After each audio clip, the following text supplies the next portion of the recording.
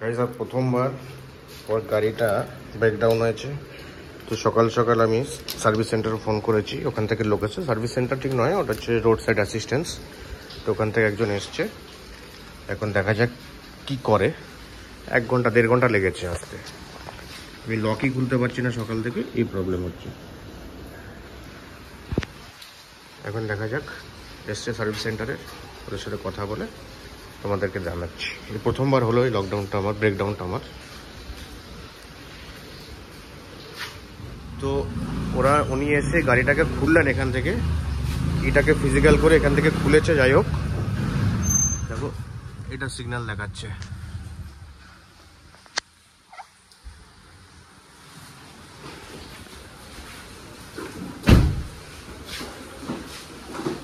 এই 1 বছরের প্রথমবার হলো, বুঝলেন দাদা? এটা এর আগে আর হয়নি এরকম।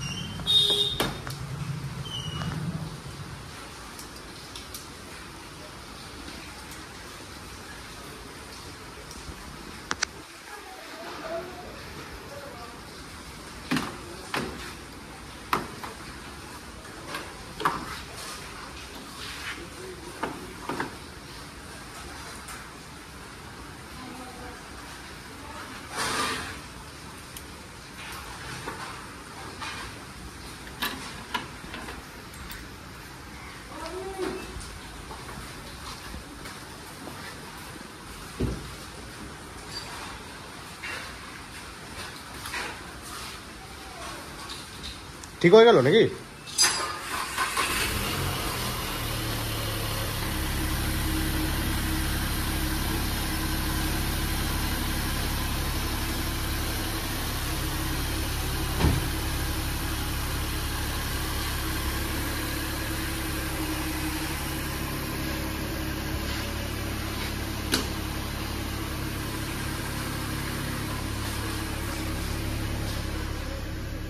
সিগন্যালটা আপাতত চলে গেছে।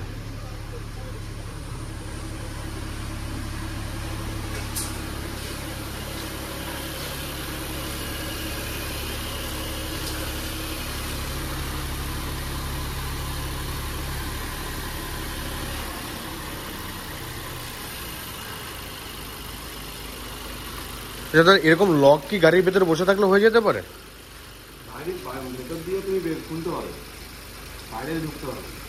ওকে, ভেতরে যদি কেউ থাকে লক হয়ে যায়, সে তো খুলতেই পারবে। এটা কি হয়েছিল? ব্যাটারি ডাউন বসে গেছিল একটুখানি। তো ব্যাটারিটা নতুন ব্যাটারি আছে, বসে গেল কেন? এটা হয়েছে, মানে এটাই হায়েস্ট হলো, 12-13 দিন আগে চালিয়েছি, ওই জন্য কি মাঝে মধ্যে একটু স্টার্ট দেওয়া উচিত। আচ্ছা, আমি মোটামুটি সপ্তাহে 1 দিন 2 দিন করে বেরোনো হয়, এটাই প্রথমবার হলো 12-13 দিন আর কি চালাইনি। মানে এটা ব্যাটারির কোনো এখন আর কোনো অসুবিধা নেই তো? ওকে দাদা, তোমার নাম কি? বিশ্বজিৎ দা, খুব ভালো দাদা। মোটামুটি ফোন করার পরে 1 ঘন্টার মধ্যে পৌঁছে গেছে, এসে একটু চার্জ করে দিয়ে ঠিকঠাক করে দিয়েছে। আমি তোমাকে ওটিপিটা দিচ্ছি দাদা, উপরে আছে।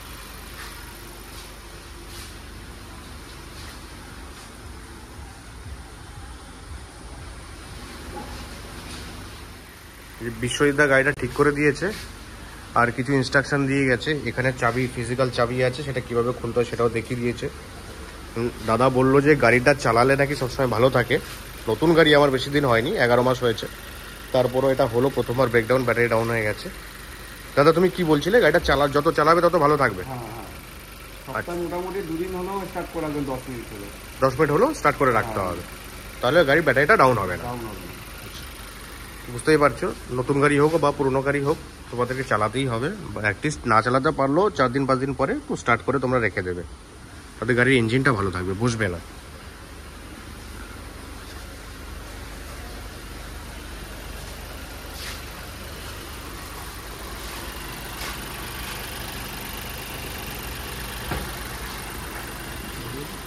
ভাই গাড়িটা বাড়ি থেকে বের করতে না করতে আবার স্টার্টটা বন্ধ হয়ে গেছে।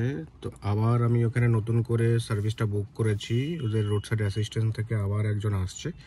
টেকনিক্যালি সেই একই লোকের কাছে গেছে, সেই আসছে আবার এসে গাড়িটাকে ঠিক করবে বলছে। আমি ওয়েট করছি, এই যে আবার একই প্রবলেম।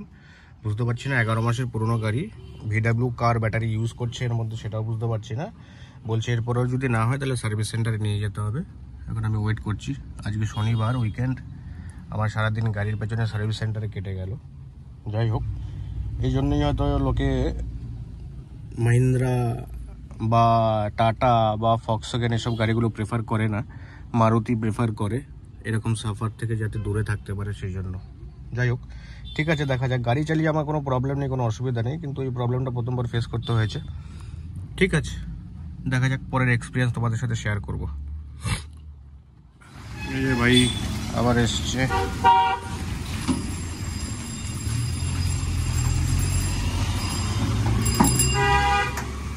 কি প্রবলেম হয়েছে? জাস্ট তো ঠিক করলো, আবার প্রবলেম হলো। হ্যাঁ,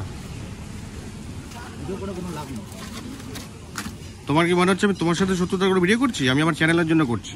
তুমি তো একটা ভাই আর এসে, তোমাকে আজকে ফোন করবো, কালকে তুমি আসবে না, কালকে আবার অন্য লোক আসবে, কালকে তো অন্য লোক আসবে।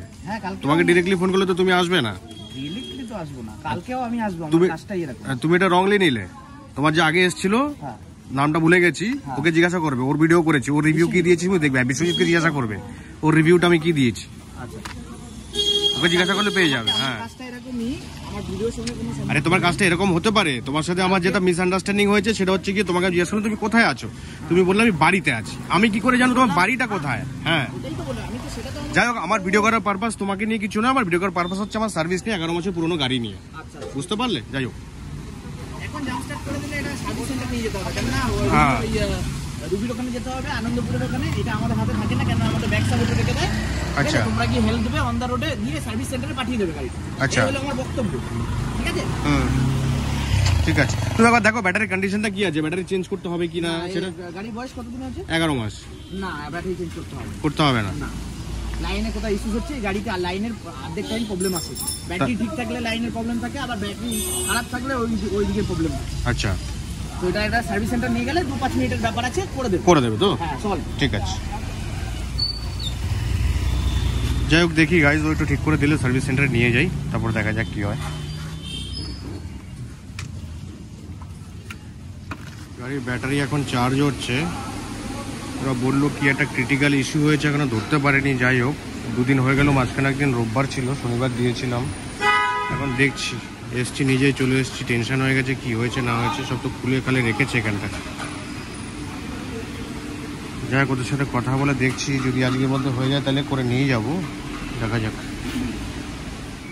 তো এই তো মোটামুটি কতদিন, 15 দিন পরে না, 15 দিন পরে মোটামুটি ব্যাটারিটা রিপ্লেস করে দিয়েছে। যাই হোক, ব্যাটারি ঠিকঠাক করে, হ্যাঁ,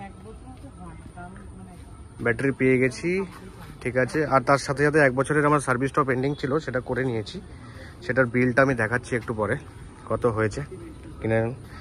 আর তোমাদের এখানে ছেলের জয়ন্ত বলে একজন আছে, আমার খুব হেল্প করেছে, খুব ভালো ছেলে। যাই হোক, পরে আমি দেখছি, ইনভয়েসটা পাঠাচ্ছি। কি লেখা আছে ব্যাটারিতে? Made in Germany. Okay, made in Germany লিখেছি, বা বুঝতে পারছি না। 1.0 তো ইন্ডিয়াতেই ম্যানুফ্যাকচার হয়, মেবি হয়তো ব্যাটারি হয়তো জার্মানি থেকে ওরা এনেছে কিনা বোঝা মুশকিল, তার জন্য 15 দিন লাগিয়েছে।